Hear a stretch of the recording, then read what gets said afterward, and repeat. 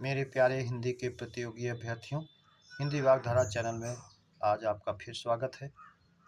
उम्मीद करता हूँ इन श्रृंखला के प्रश्नों का अध्ययन आप कर रहे होंगे और सारे प्रश्न आपकी परीक्षाओं के लिए उपयोगी भी होंगे, जिसकी अनुभूति आपको स्वयं से हो रही होगी। आइए आज हम लोग इस श्रृंखला के पहले प्रश्न की शुरुआत करते हैं। आज का पहला प्रश्न है हमारा, जिस रूप में वर्ण लिखे जाते हैं उसे कहते हैं। ए लिपि, बी वर्ण, सी अक्षर, डी सभी। तो जिस रूप में वर्ण लिखे जाते हैं, वर्णों को आकार देने की व्यवस्था ही लिपि कहलाती है। जब हम उसको लिखते हैं, उसको आकार देने लगते हैं, तो वो लिपि का चिन्ह हो जाता है, यानी उस वर्ण का चिन्ह हो जाता है। तो लिपि चिन्ह और वर्ण एक दूसरे के पर्याय ही हैं, इसलिए उसको लेकिन आकार देने की व्यवस्था जब होगी, ऐसी बात की जाएगी, तो लिपि ही उसको कहा जाएगा। वर्ण तो लिपि जब कंप्लीट हो जाती है, चिन्ह बन जाता है, तब वर्ण कहलाता है। प्रश्न नंबर 2, व्यंजनों में स्वर के जुड़ने के बाद उनके बदले रूप हैं। जब व्यंजन में स्वर मिल जाता है तो वो स्वर जो है मात्रा का रूप ले लेता है, और उस व्यंजन के साथ उसकी मात्रा का उच्चारण हम करते हैं। इसलिए जब वो मिल जाएगा व्यंजन में तो वो मात्रा कहलाएगा। विकल्प ए हमारा सही हो जाएगा। प्रश्न नंबर 3, वायु का विशेषण रूप है। ए वायु, बी वायव्य, सी वायुव्य, डी सभी। तो वायु का विशेषण जो है वायव्य बनता है, इसलिए विकल्प बी हमारा सही हो जाएगा, वायव्य। प्रश्न नंबर 4, अकर्मक क्रिया प्रेरणार्थक होने पर हो जाती है। ए अकर्मक, बी सकर्मक, सी एककर्मक, डी द्विकर्मक। अकर्मक क्रिया हमेशा प्रेरणार्थक होने पर सकर्मक हो जाती है। जब हंसना से हंसाना कहेंगे तो सकर्मक रूप हो जाएगा, हंसाना कहें, हंसवाना कहें, सकर्मक रूप हो जाएगा। इसलिए प्रेरणार्थक होने पर विकल्प भी सही हो जाएगा, सकर्मक। प्रश्न नंबर 5, हंसना अकर्मक क्रिया का सकर्मक रूप। अभी जो जिसका उदाहरण बताया गया वही आपसे फिर पूछा गया। प्रेरणार्थक होने पर हंसाना, हंसवाना दोनों कोई नहीं। तो हंसना का हंसाना प्रथम प्रेरणार्थक, हंसवाना द्वितीय प्रेरणार्थक। सूत्र रूप में आप जानते भी हैं, आना और वाना क्रिया में जोड़ने पर जो रूप बनता है वो प्रेरणार्थक रूप होता है, इसलिए विकल्प सी सही हो जाएगा, दोनों। प्रश्न नंबर 6, जिससे बात कही जाए वह पुरुष है। ए प्रथम पुरुष, बी मध्यम पुरुष, सी उत्तम पुरुष, डी सभी। तो जिससे बात कही जाए वो मध्यम पुरुष होता है, विकल्प भी हमारा सही हो जाएगा। आप जानते हैं बात को करने वाला जो है उत्तम पुरुष होता है, बात जिससे करता है वो मध्यम पुरुष होता है, और बात जिसके विषय में करता है वो अन्य पुरुष या प्रथम पुरुष होता है, उसको भी आप जानते रहें। प्रश्न नंबर 7, तू मध्यम पुरुष है। एक वचन, बहुवचन दोनों कोई नहीं। तो तू मध्यम पुरुष का एक वचन रूप है, जिसका बहुवचन तुम होता है, इसलिए विकल्प ये सही हो जाएगा, एक वचन। प्रश्न नंबर 8, उन्होंने मुझे रुकने को कहा और आप चलते बने। मुझे रुकने को कहा और आप चलते बने में पूछ रहा कौन सा सर्वनाम है। ए पुरुषवाचक, बी निजवाचक, सी निश्चयवाचक, डी प्रश्नवाचक।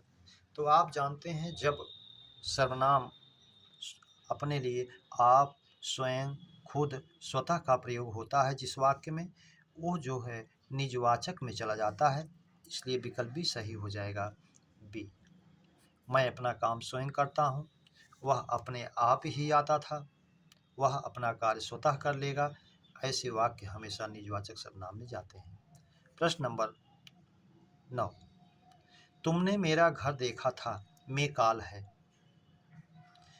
ए सामान्य भूत, बी पूर्ण भूत, डी संदिग्ध भूत, डी अपूर्ण भूत।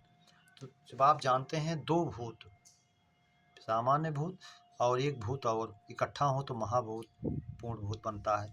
तुमने मेरा घर देखा, एक भूत, था जुड़ गया, था थे जुड़ गया, दूसरा भूत, दो भूत, महाभूत, महाभूत पूर्ण भूत, विकल्प भी हमारा सही हो जाएगा, पूर्ण भूत।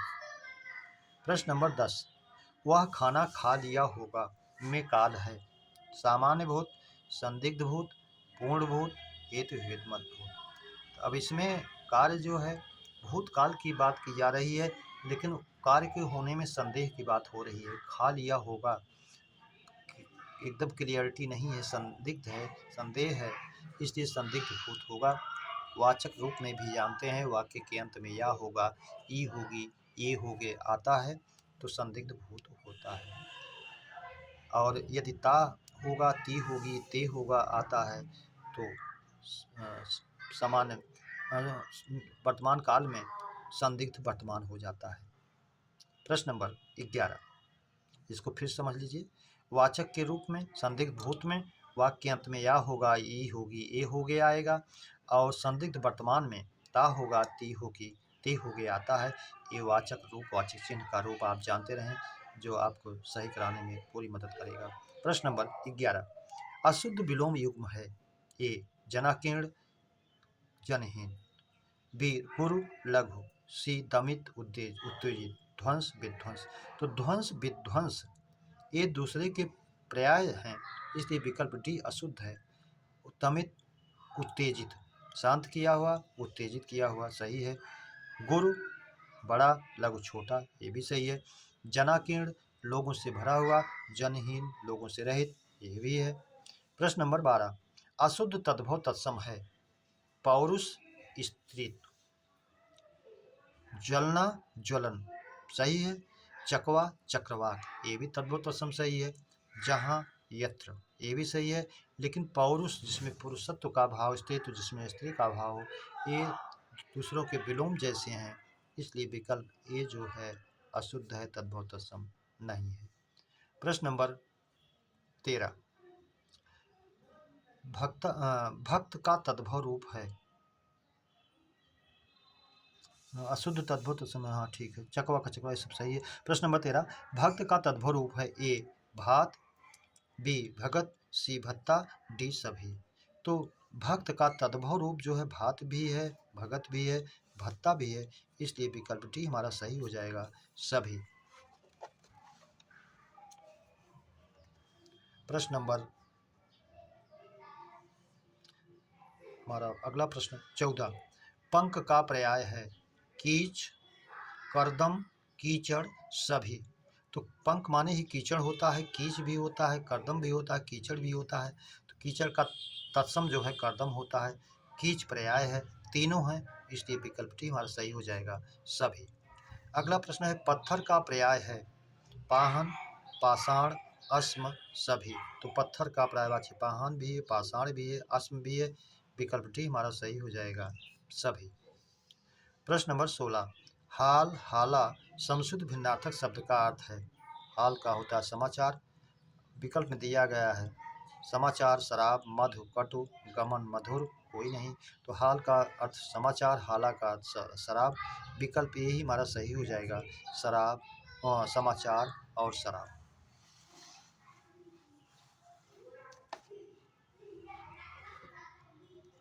अगला प्रश्न है हमारा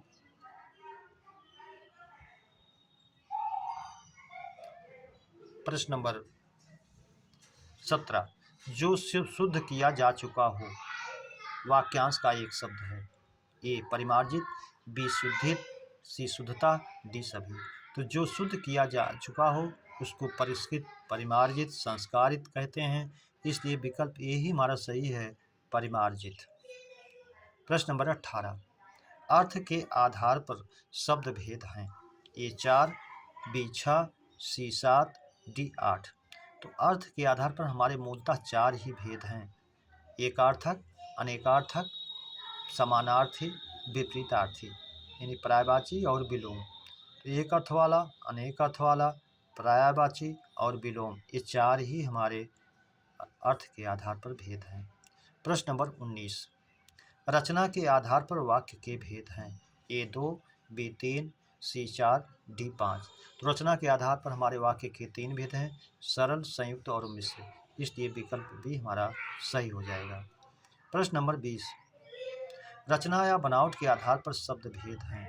ए 3, बी 4, सी 5, डी 6।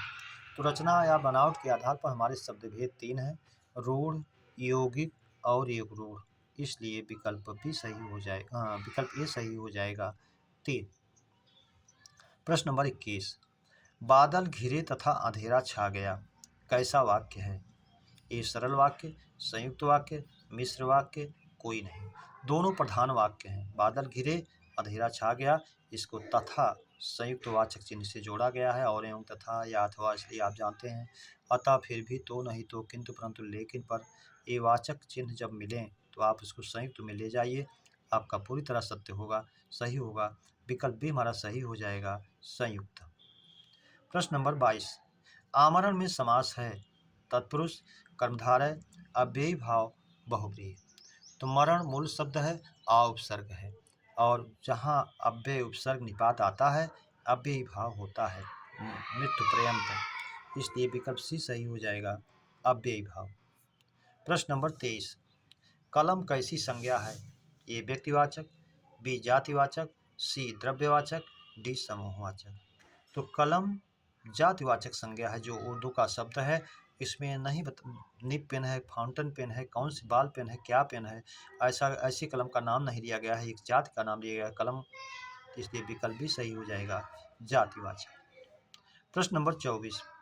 उसने आते ही उपद्रव मचाया में कौन सी क्रिया है? पूर्वकालिक, तात्कालिक, संयुक्त क्रिया, सहायक क्रिया। आते ही, जैसे ही आया उपद्रव मचाया, क्रम का अंतर केवल हुआ, समय का अंतर बिल्कुल नहीं हुआ, इसलिए विकल्प भी हो गया, तात्कालिक। प्रश्न नंबर 25। निपात के कितने प्रकार हैं? ए 6, बी 7, सी 8, डी 9। तो आप जानते हैं निपात के 9 प्रकार होते हैं, इसलिए विकल्प डी हमारा सही हो जाएगा। स्वीकृति बोधक आप जानते हैं, पहला हाँ, जी हाँ, प्रश्नवाचक, निषेधात्मक, नकारार्थक, सीमा बोधक या बलदायक निपात, अवधारणा बोधक, तुलना बोधक, और अंत में आदर बोधक। इस तरह से आप जानते हैं, 9 भेदों को आप जानते रहिए। प्रश्न नंबर 26। गायक गाना गाया है में काल, ये सामान्य वर्तमान, बी पूर्ण वर्तमान, अपूर्ण वर्तमान, संदिग्ध वर्तमान। गायक गाना गाया है, यानी गाना गाने का कार्य वो वर्तमान काल में पूरा कर लिया है, इसलिए पूर्ण वर्तमान हो जाएगा, विकल्प भी हमारा सही हो जाएगा, पूर्ण वर्तमान। अगला प्रश्न। सुनत पथिक मुँह माह निश, लुए चलत वही राम, बिन देखे बिन ही कहे, जियति बेचारी वाम। उपयुक्त दोहे में रस है। संयोग श्रृंगार, वियोग श्रृंगार, कर्म श्रृंगार, डी रौद्र श्रृंगार रस। तो इस दोहे में वियोग श्रृंगार का बहुत शुद्धतम उदाहरण दिया गया है। एक पथिक, एक यात्री, दोनों मित्र हैं, परदेश से घर आता है, अपने घर का संदेशा लाने को कहता है, लेकिन वह पथिक उसके घर जा नहीं पाता है। वापसी में उसके गांव के बगल से होकर के जाता है, तो पहुंचकर संदेश जब पूछता है तो बताता है कि मैं तो आपके यहाँ पहुंच नहीं पाया, लेकिन माघ महीने की रात में जब आपके गांव के बगल से आ रहा था तो लू चल रहे थे, गर्म हवाएं चल रही थी। ऐसा जब वो कहता है तो उसका मित्र समझ जाता है, बिना कहे बिना बताए ही, कि वो उसकी अर्धांगिनी जीवित है, और उस उषा से जो गर्म ले रही है, उससे हवाएं जो चल रही हैं, अतिशयोक्ति अलंकार भी हो गया है, और जो है वो जीवित है। वियोग श्रृंगार का सजीव वर्णन किया गया है, इसलिए इसमें विकल्प भी हो जाएगा, वियोग श्रृंगार। प्रश्न नंबर 28। देख लो साकेत नगरी है यही, स्वर्ग से मिलने गगन में जा रही, में अलंकार है। बात को बहुत बढ़ा चढ़ा करके कहा गया है, इसलिए अलंकार में विकल्प ही हमारा सही हो जाएगा, अतिशयोक्ति अलंकार। अगला प्रश्न है, आदिकाल को वीरगाथा काल किसने कहा? ए रामचंद्र शुक्ल, बी हजारी प्रसाद द्विवेदी, सी विश्वनाथ प्रसाद, डी मिश्र बंधु। तो मिश्र बंधु ने प्रारंभिक काल कहा था। तीनों मिश्र बंधुओं ने, गणेश बिहारी, श्याम बिहारी, सुखदेव बिहारी। विश्वनाथ प्रसाद मिश्र ने प्रारंभिक काल कहा था। हजारी प्रसाद द्विवेदी जी ने इसको आदिकाल को आदिकाल संज्ञा दिया था, विकल्प भी सही हो जाएगा। आचार्य रामचंद्र शुक्ल ने आदिकाल को वीरगाथा काल कहा, ये भी आप जानते रहें। अगला प्रश्न है हमारा प्रश्न 30। साधु स्वभाव वाली स्त्री वाक्यांश का एक शब्द है। साधुनी, साध्वी, सी साध्वी, डी सभी। तो साधु स्वभाव वाली स्त्री वाक्यांश का एक शब्द होगा, साध्वी, विकल्प बी हमारा सही हो जाएगा, साध्वी। प्रश्न नंबर 31, भूसी की आग वाक्यांश का एक शब्द है। ए तुषाग्नि, बी जठराग्नि, सी बड़वाग्नि, डी दावाग्नि। तो आप जानते हैं दावाग्नि, दाव जंगल, जंगल में लगने वाली आग, बड़वाग्नि, बड़वा समुद्र, समुद्र में लगने वाली आग, जठराग्नि, जठर पेट, संस्कृति में भी पूछता है जठर और जरठ, जो जरठ माने वृद्धावस्था, जठर माने पेट, पेट में लगने वाली आग। तुषाग्नि भूसी में लगने वाली आग जिसे पूछा गया है, इसलिए विकल्प भी हमारा सही हो जाएगा, तुषाग्नि। अगला प्रश्न, वह नायिका जो अपने प्रेमी के आने की प्रतीक्षा में खुद को और अपने घर को सजा कर तैयार करती है, वाक्यांश का एक शब्द है। ये परीक्षाओं में बार बार पूछा भी जाता है, अभी होने वाली पीसीएस के एग्जाम में भी इसको वाक्यांश में पूछा था। विकल्प दिया है अभिसारिका, सी वासक सज्जा, सी प्रोसित पथिका, विरहोत्कंठिता। अभिसारिका जो वह नायिका जो अपने प्रेमी से मिलने के लिए स्वयं जाए, वासक सज्जा खुद को और अपने घर को सजाकर तैयार करती है ऐसी नायिका अपने प्रेमी के आने की प्रतीक्षा में, इसलिए विकल्प भी हमारा सही हो जाएगा, वासक सज्जा। प्रोसित पथिका ये भी आपके वाक्यांश में बार बार पूछता है, इसको भी जानते रहिए, जिसका पति परदेश चला गया है, अगर ऐसा पूछता है तो आप उसे प्रोसित पथिका के रूप में ही माने। मेरे प्यारे बच्चों, इस श्रृंखला के प्रश्नों की भी चर्चा हम लोगों ने विधिवत किया। उम्मीद करता हूँ इस श्रृंखला के प्रश्न आपको अच्छे लगे हों। अपने मित्रों को सब्सक्राइब, लाइक, शेयर जरूर करें। इसी उम्मीद और अपेक्षा के साथ आप सभी को हृदय से धन्यवाद। जय हिंद।